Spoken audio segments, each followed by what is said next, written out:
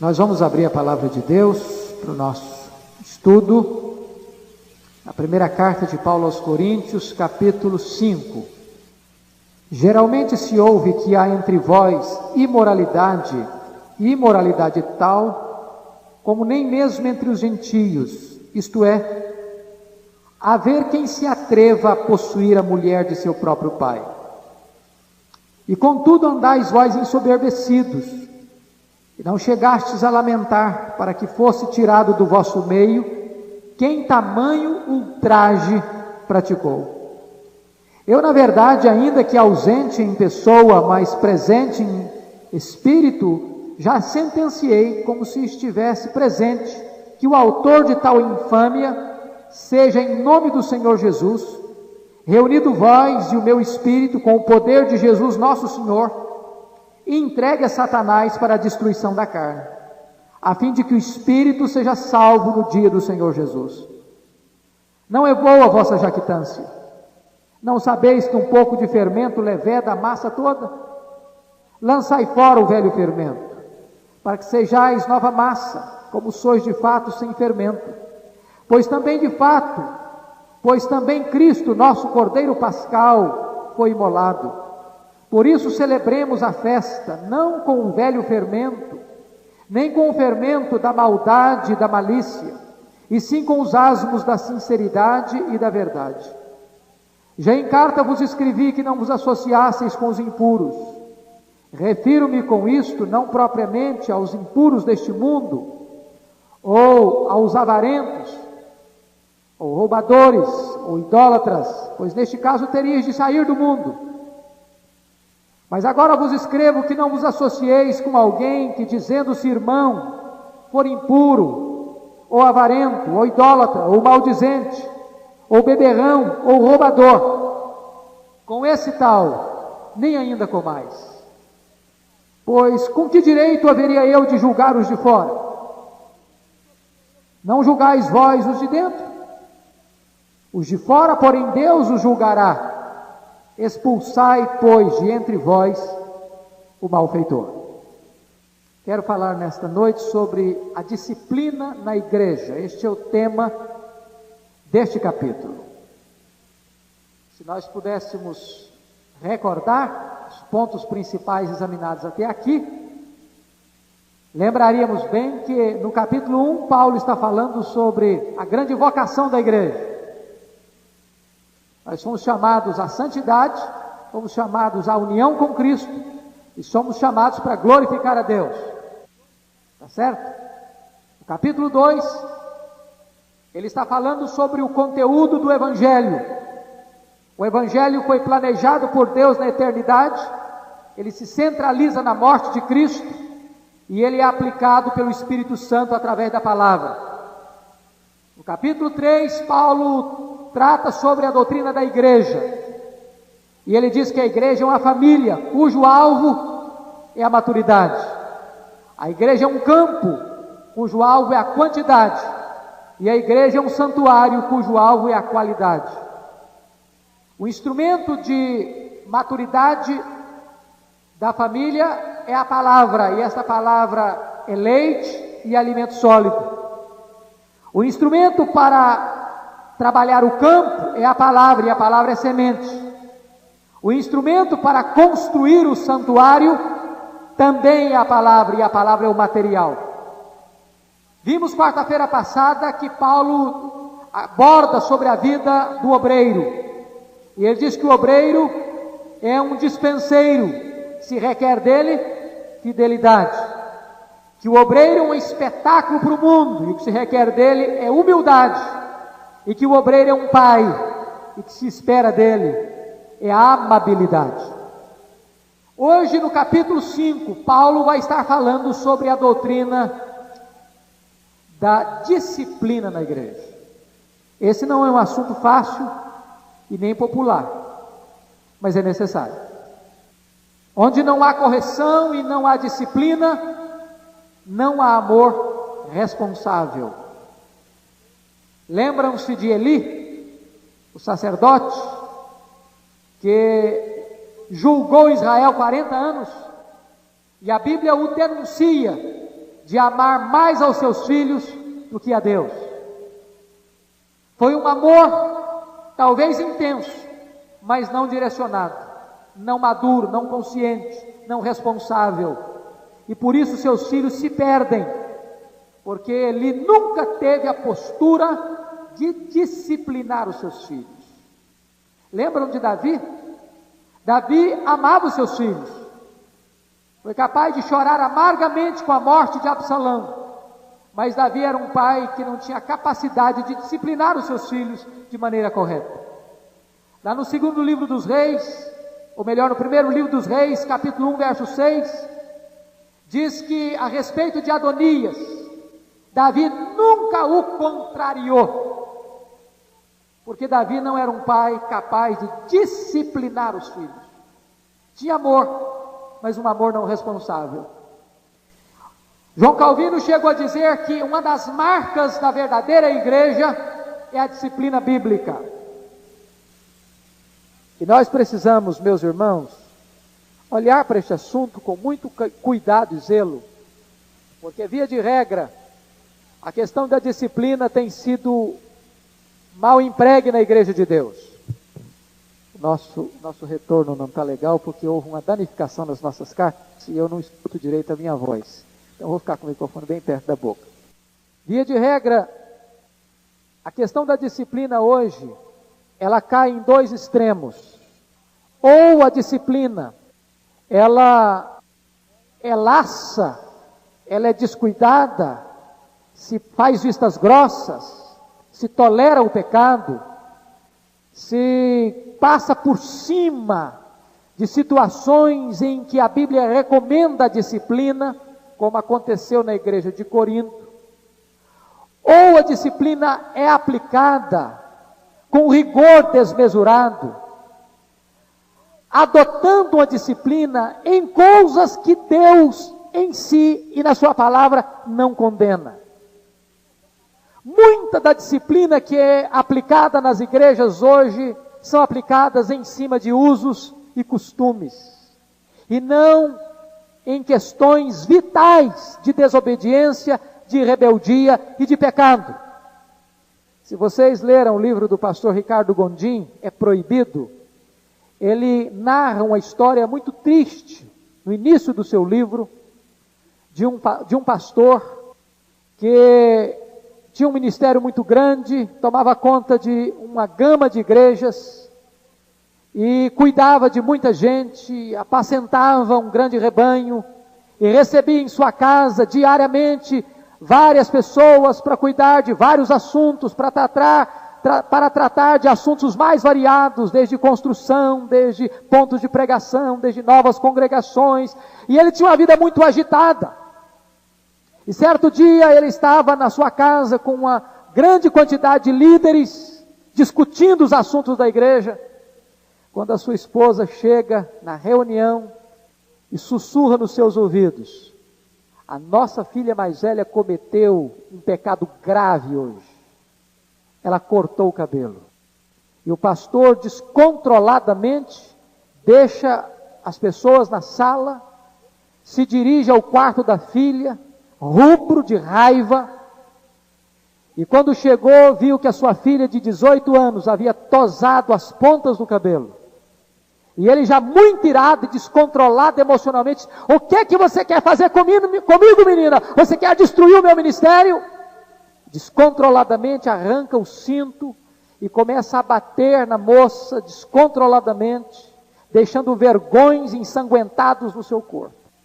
E olhou para ela e disse: enquanto você estiver debaixo do meu teto, eu não tolero tamanho insulto e tão grave pecado.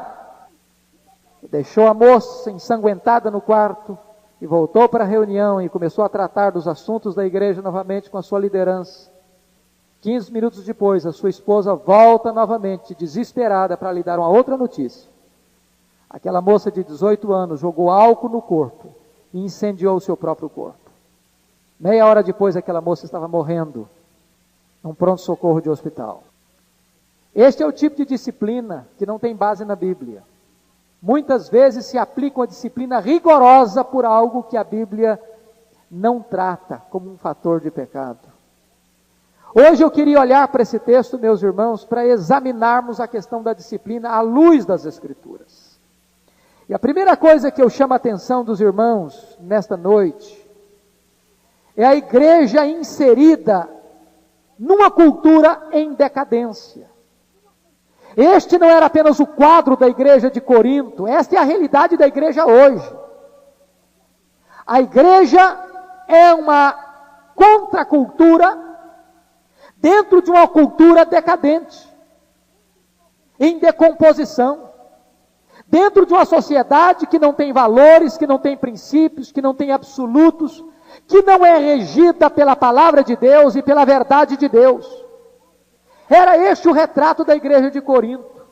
E eu quero lhes dar alguns aspectos, já disse para os irmãos, o aspecto moral da igreja, da cidade de Corinto, onde estava um dos principais templos dos cultos gregos, uma deusa grega chamada deusa do amor, a deusa do sexo, que era Afrodite, e havia cerca de 10.000 prostitutas cultuais, que prestavam um serviço litúrgico àquela divindade pagã, através da prostituição.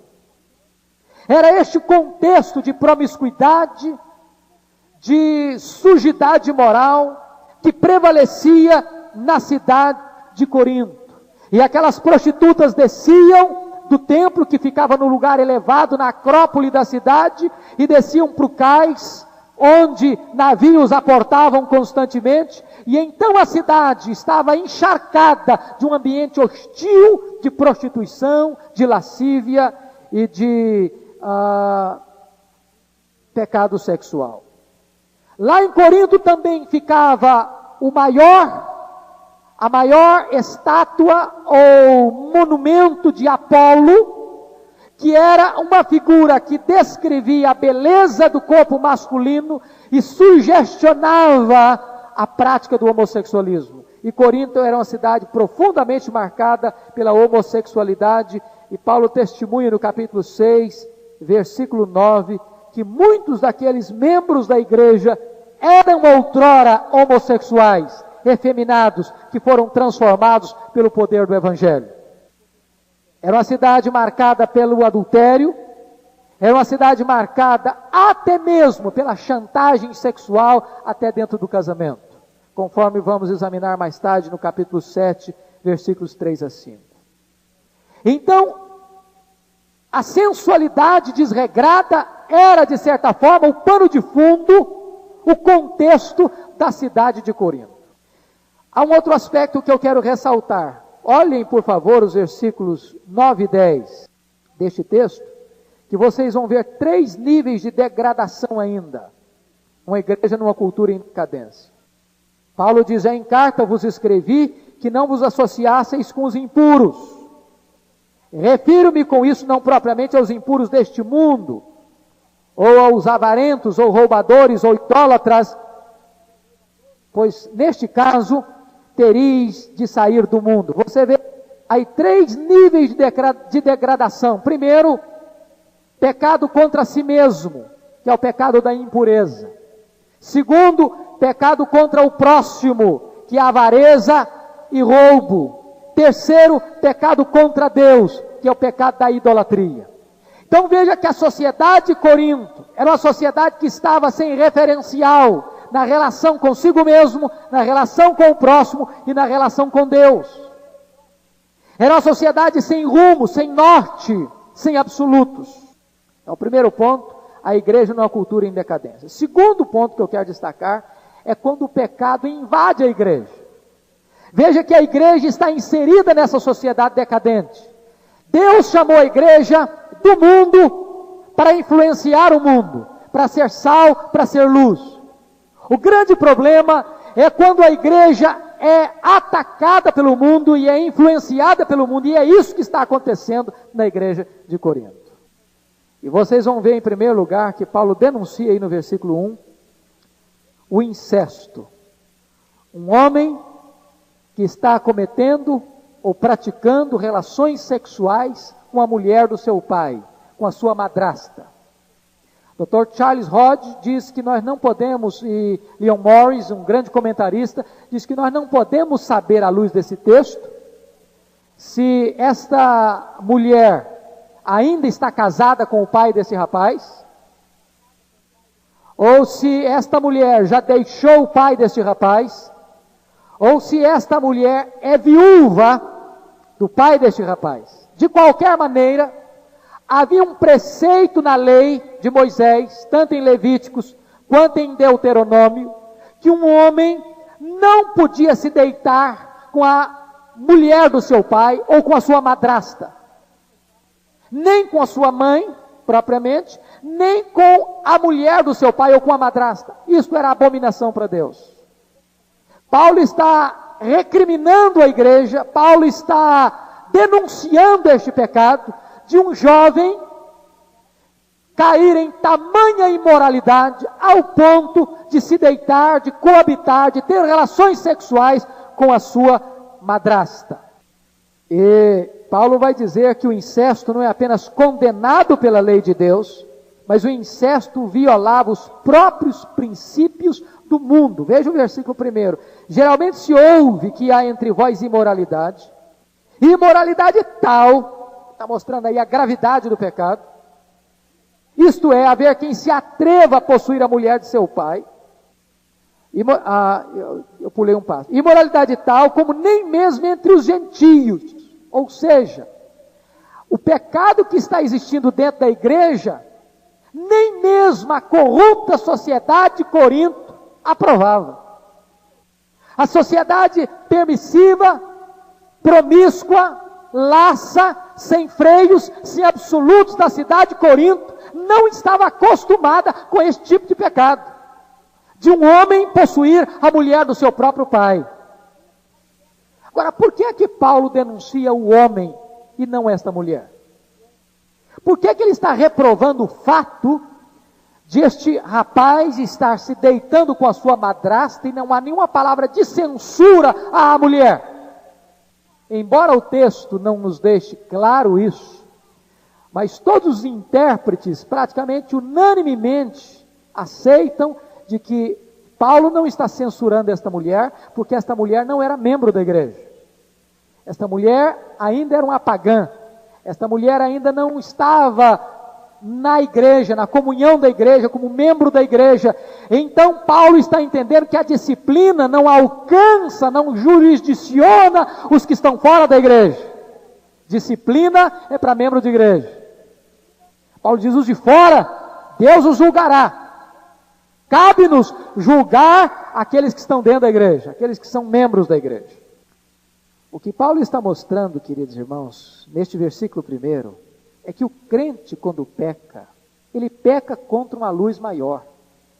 O pecado do crente é um pecado mais hipócrita. O pecado do crente é um pecado mais danoso. O pecado do crente é um pecado mais condenável.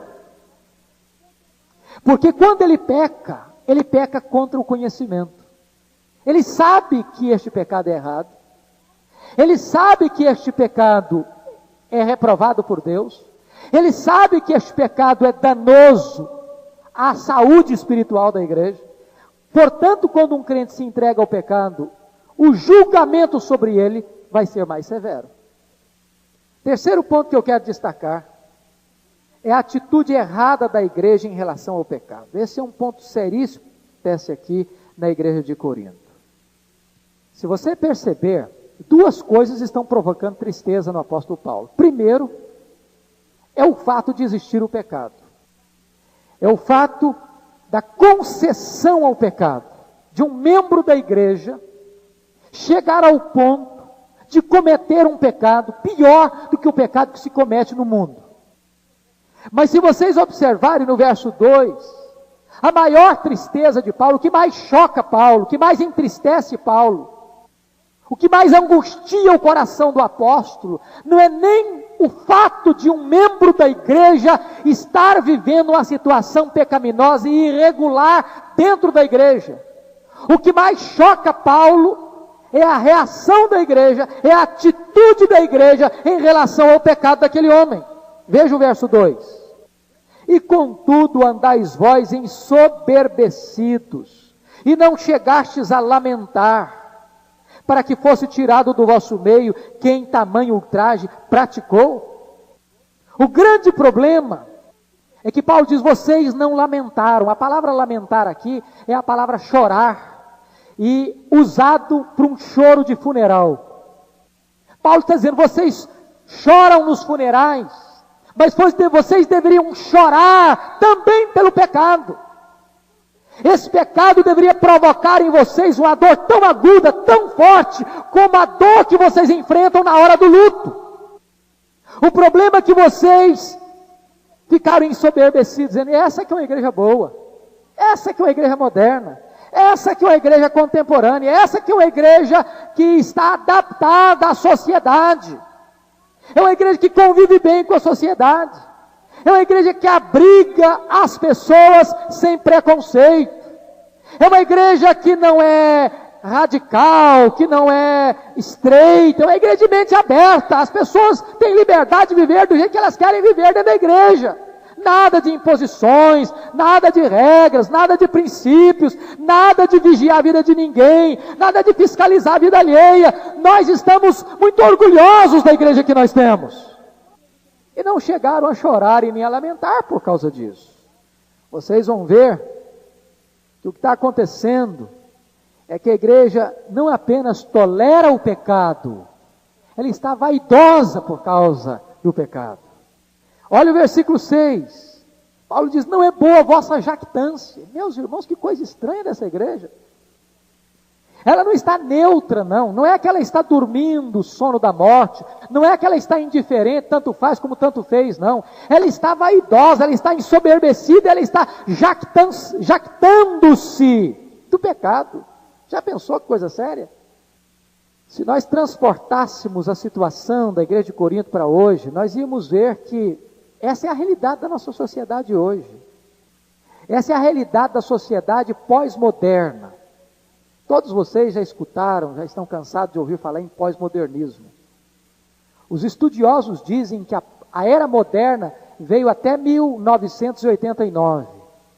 Até 1989, nós estávamos vivendo a modernidade. De 1989 para cá, com a queda do Muro de Berlim, os estudiosos dizem, houve um divisor de águas na história da humanidade. Nós estamos vivendo hoje um período pós-moderno. Hoje não tem mais ideologias em oposição. O muro caiu, a ideologia acabou. Hoje, a nossa sociedade está fincada num tripé, chamado pluralismo. O que é o pluralismo? Quando você vai no supermercado, você encontra na prateleira lá 10 marcas de sabonete. Você compra o que você quiser. Você tem a opção de escolher a marca que você bem entender. Transporta isso para o campo ético, para o campo moral. Significa o seguinte, que não existe um único padrão. Não existe uma única norma. Cada um escolhe aquilo que quer viver. Ninguém precisa impor uma norma de vida para ninguém. Já perceberam que a nossa sociedade não tolera imposição de princípios? Cada um quer viver a sua vida. Cada um é dono da sua vida. Eu sou livre. Eu faço as minhas escolhas. O mundo é plural. Já perceberam como hoje a disciplina está cada vez mais difícil? Se você chama a atenção de um membro de igreja, eu vou para a igreja da esquina, aqui está me chamando a atenção, eu vou para lá, e daí? Eu não quero que ninguém pegue no meu pé. Sou dono da minha vida, e daí? É a questão que nós estamos vivendo, em que as pessoas acham que elas são donas da vida dela, e ninguém pode ingerir na vida dela. É isso que estava acontecendo na cidade de Corinto. Há uma outra coisa no pós-modernismo, que nós chamamos da vida privada. Ou seja, o que eu faço, o que eu penso, como eu me comporto, as minhas escolhas, as minhas preferências, isso é da minha conta, não é da sua conta. A minha vida é minha e dela cuido eu. Isso é privativo. Eu não aceito que pastor, eu não aceito que presbítero, eu não aceito que diácono, eu não aceito que professor de escola dominical, eu não aceito que ninguém venha dar palpite na minha vida. Eu sou dono dela e acabou. Eu vivo do jeito que eu quero viver. Este é o espírito da era pós-moderna. E era isso que estava acontecendo na igreja de Corinto. O último tripé não poderia ser outro senão a secularização. Ou seja, a palavra de Deus não rege mais a minha vida. Quem rege a minha vida sou eu mesmo. E aí Paulo está mostrando para aquela igreja que a concessão ao pecado era uma atitude errada. E eles estavam, em vez de estar chorando pelo pecado, em vez de estar lamentando pelo pecado, eles estavam ensoberbecidos. Por causa disso, a atitude errada que cometeram, no verso 2, é não aplicar a disciplina. Não chegaste a lamentar para que fosse tirado do vosso meio quem tamanho ultraje praticou. Então, quando a igreja não entende corretamente essa questão, ela não vai aplicar a disciplina. Agora, qual é o perigo disso? O perigo do pecado na igreja. Eu quero destacar duas coisas. Primeiro, veja você o versículo 6. Não é boa a vossa jactância. Não sabeis que um pouco de fermento leveda a massa toda? O primeiro perigo é contaminação interna. E Paulo usa uma figura aqui que todos nós sabemos o que é. Fermento. Quem já fez pão, já fez bolo, sabe o que significa fermento. Você pega uma massa e bota um pouquinho de fermento.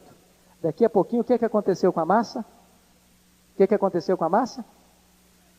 Ela cresce, ela foi toda levedada, foi toda penetrada e pervadida pelo fermento. Paulo está dizendo que o pecado tem o mesmo efeito do fermento. Paulo está dizendo que a tolerância com o pecado dentro da igreja tem o mesmo efeito do fermento. Ele vai penetrando, ele vai se enraizando, ele vai se infiltrando e ele vai contaminando a massa toda. Às vezes nós pensamos o contrário, que uma laranja podre num saco de laranjas saudáveis, as laranjas saudáveis vão melhorar a estragada. A lógica bíblica, o ensino bíblico é o contrário. É a laranja podre que vai contaminar as outras.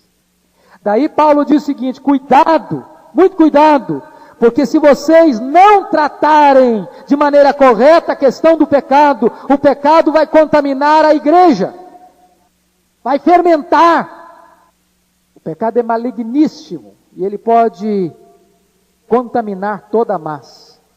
Segunda coisa que acontece, segundo perigo do pecado na igreja, é o enfraquecimento externo. Veja o versículo 7. Lançai fora o velho fermento, para que sejais nova massa, como sois de fato sem fermento. Pois também Cristo, nosso Cordeiro Pascal, foi imolado. O que está significando isso? Será que a igreja de Corinto era sem fermento? É isso que Paulo está dizendo? Paulo está dizendo o seguinte, aqueles irmãos tinham sido convertidos em Cristo, eles eram uma massa sem fermento. Que Paulo está dizendo isso, assumam quem são vocês em Cristo Jesus. Joguem fora o velho fermento. Tomem posse da vida genuína e verdadeira que vocês têm em Cristo. E lancem fora o velho fermento. Por que tem que lançar fora?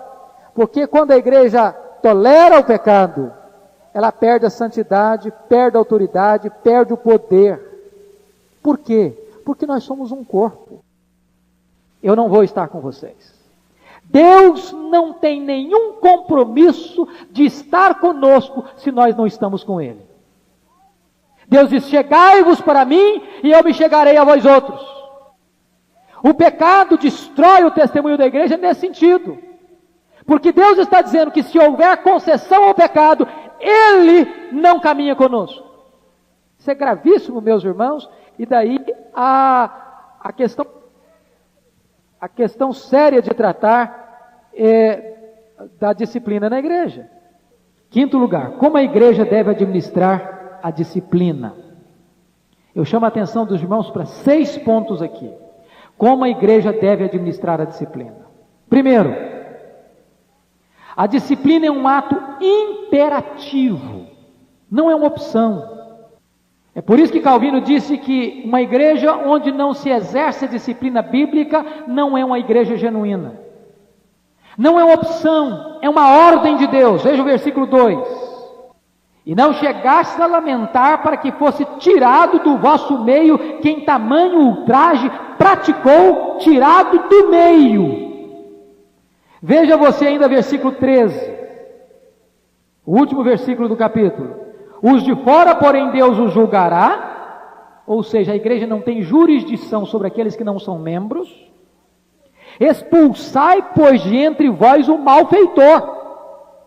Esse caso aqui era um caso de excomunhão, de tirar da comunhão da igreja, de não fazer concessão. Lá em Mateus 18, 17, aos passos da disciplina, vocês lembram lá? Se o teu irmão pecar contra ti, vai a ele. Se ele não te ouvir, vai e leva 2 testemunhas. Se ele não te ouvir, vai e diz à igreja. Se ele não ouvir a igreja, faz o que com ele? Considere-o como gentio, como publicano, ou seja, tire-o da comunhão da igreja. Esse é um processo da disciplina. Segundo ponto. Primeiro é que é um ato imperativo. Segundo aspecto, a disciplina é um ato coletivo. Irmãos, eu quero chamar a atenção para isso, mormente por causa do sistema de governo que nós temos, o governo representativo. A disciplina não pode ser apenas um ato, no nosso caso, do sistema de governo presbiteriano, do conselho da igreja. Se o conselho da igreja disciplinar um membro, e a igreja, o corpo, os membros, não tiverem em uníssono com a liderança nessa disciplina, ela vai ter um efeito negativo. Ela não vai exercer todo o projeto de Deus. Às vezes, se toma uma decisão na liderança de disciplinar um membro, e a igreja começa a minar a disciplina por trás. Não, você não foi tratado com justiça. Não, mas não devia fazer isso com você. Não, mas isso assim não era para ter feito dessa maneira. E de repente o membro começa, que deveria ser quebrantado por Deus, a assembleia toda deveria se unir para que esse irmão viesse ao arrependimento. Agora a pessoa começa assim a soberbecer no seu próprio pecado e o projeto de Deus é frustrado. O projeto da disciplina é frustrado. Veja, por favor, o que é que Paulo está recomendando nos versículos 3 a 5. Olhe aqui, por gentileza. Eu, na verdade, veja que Paulo não está na igreja. Paulo está em Éfeso.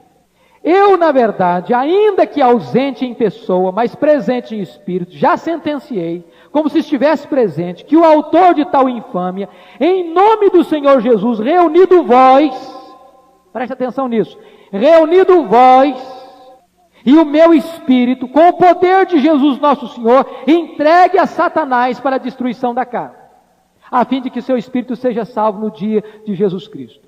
Ou seja, você vê aí que Paulo quer estar presente, ele não pode estar fisicamente, mas ele está espiritualmente presente, a igreja reunida no poder de Jesus e em nome de Jesus. Então, nesse conjunto de fatores, a disciplina é dada, a disciplina é aplicada. Agora, imagine vocês, se Paulo desse uma ordem para disciplinar esse membro, e a igreja de Corinto todos, não, esse membro não vai ser disciplinado, ele não pode ser disciplinado, Paulo está errado, nós não concordamos com Paulo, Paulo está exorbitando em seu poder, e nós apoiamos esse membro e continuamos apoiando. O que vocês acham que aconteceria na igreja? A igreja seria profundamente afetada por essa atitude, esse membro não se humilharia, a igreja seria contaminada por esse fermento do pecado, e seria uma tragédia para a vida da igreja. Então, irmãos, é importante entender esse princípio bíblico. A disciplina precisa ser feita em nome de Jesus, no poder de Jesus, com a participação de toda a igreja. Terceira coisa importante. A disciplina é um ato restritivo e preventivo. O que eu quero dizer com isso? Preste atenção num detalhe importante. A igreja de Corinto estava dividida quando ela precisava estar unida. E ela estava unida quando ela precisava estar dividida. Deixa eu explicar. Ela estava dividida numa coisa que não podia se dividir. Tinha 4 partidos lá. Eu sou de Paulo, eu sou de Apolo, eu sou de Cefas, eu sou de Cristo. A igreja estava dividida. Paulo diz, Cristo não está dividido não. Nós temos que ser um só. Lembram disso? Ela estava dividida quando ela precisava estar unida. E agora ela estava unida quando ela não podia estar unida. Paulo diz, em carta já tinha avisado vocês para não se associar com os impuros. E Paulo diz, eu não estou nem me referindo aos impuros lá do mundo não. Porque se vocês tivessem que fugir do relacionamento das pessoas do mundo, vocês tinham que fugir do mundo. Vocês tinham que criar um mosteiro e subir para um mosteiro e ficar longe do mundo. Não é isso que eu estou dizendo. Eu estou dizendo que vocês não podem se associar com gente que é membro de igreja, que se diz crente, que se diz cristão, mas vive uma vida de que maneira? Olha aí, por gentileza. Versículo 11.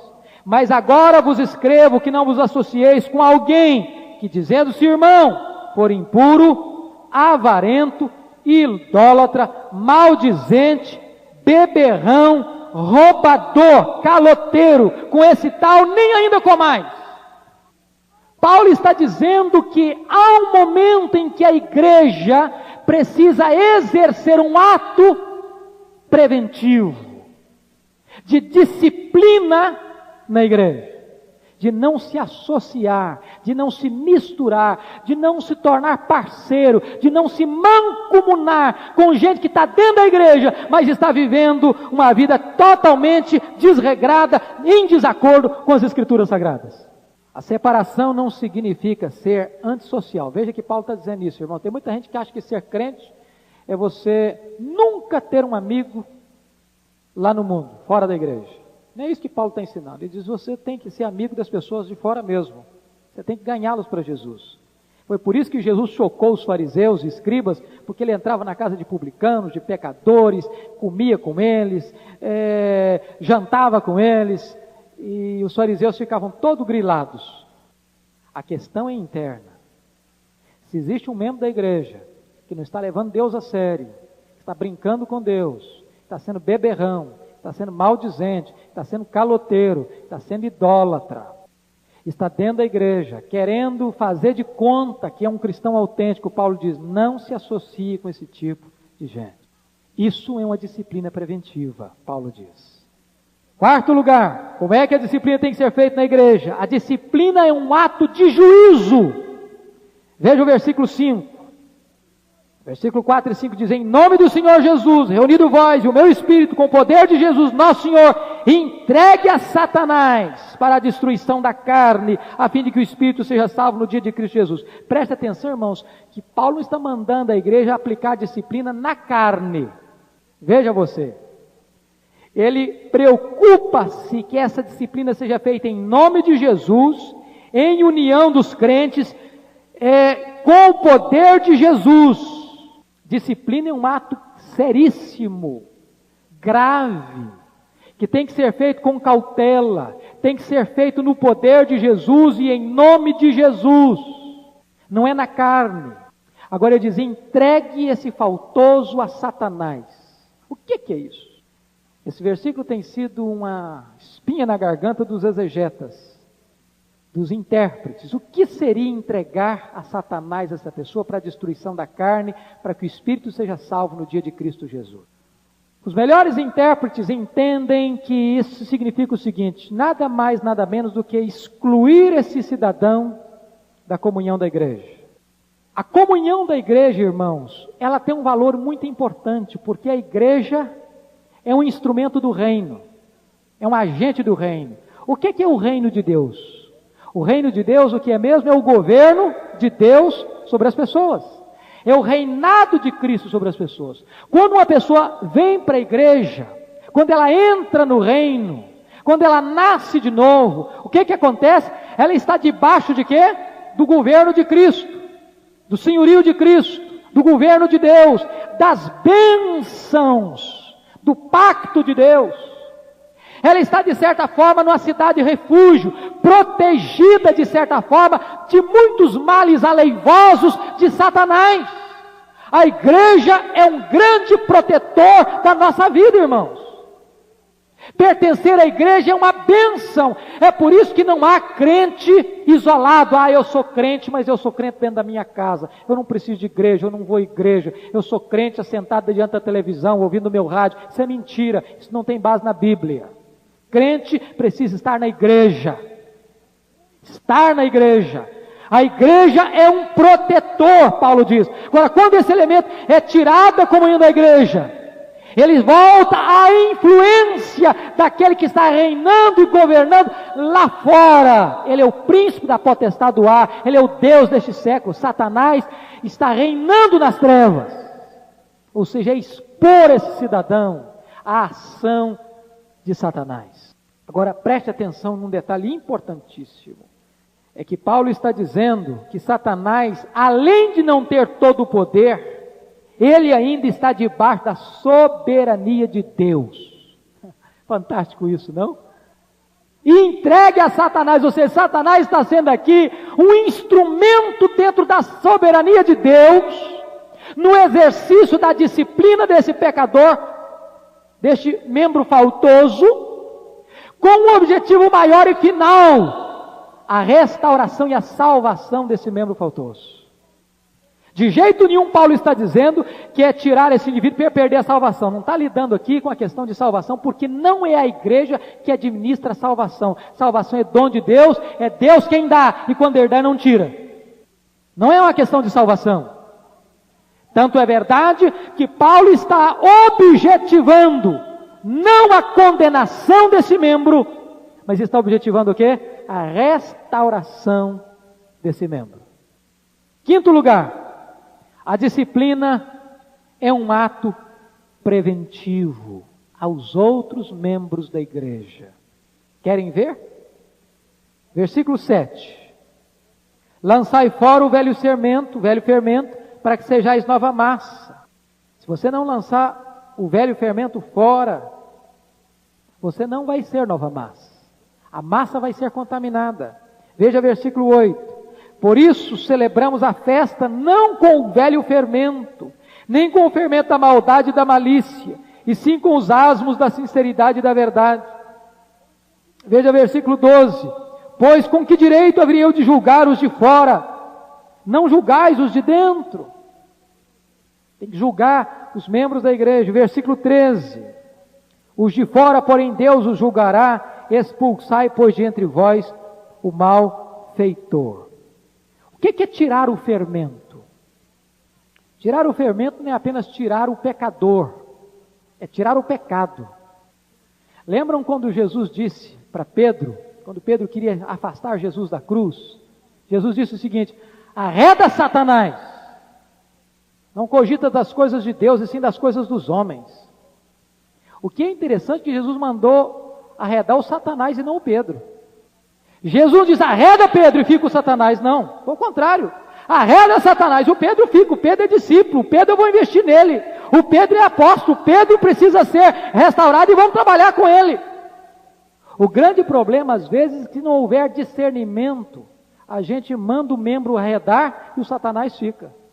A gente manda o membro embora e o pecado fica. Paulo diz que tem que tirar o fermento, e o fermento aqui é o símbolo do pecado. Tem que tratar a questão do pecado.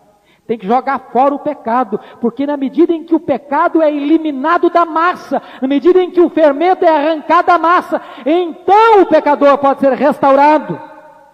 E Paulo deixa muito claro nos versículos 12 e 13, que a igreja deve parar de ficar olhando para o mundo. Meus irmãos, não é verdade isso? Às vezes a gente fica olhando assim para o mundo, o mundo está podre mesmo, o mundo está muito mal mesmo, a situação do mundo está desesperadora mesmo, esse mundo está de mal a pior mesmo, a gente começa a meter o pau no mundo.